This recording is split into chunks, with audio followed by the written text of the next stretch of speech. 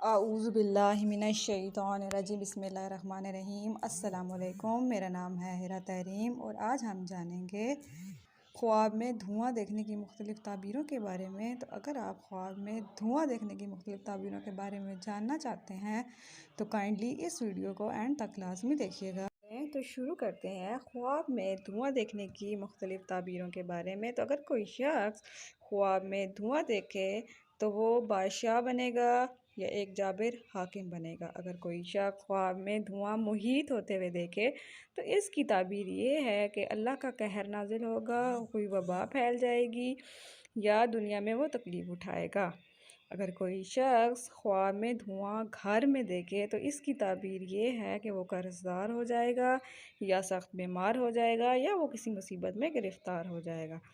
अगर कोई शख्स ख्वाब में मुंह से निकलता हुआ धुआं देखे तो इसकी ताबीर ये है कि वो बादशाह या हाकिम शहर से तकलीफ़ पाएगा और उसके लिए ये रंज और गम का बाइस है।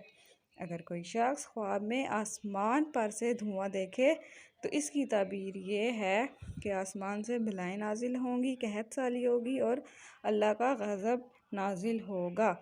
अगर कोई शख्स ख्वाब में धुआं उड़ता हुआ देखे तो इसकी ताबीर ये है कि वो वबा और बला से निजात पाएगा या किसी जालिम हाकिम से निजात पाएगा। अगर कोई शख्स ख्वाब में धुआं शहर पर देखे तो इसकी ताबीर ये है कि ये सख्त वबा फैलेगी और लोग उस वबा में मुब्तला हो जाएंगे।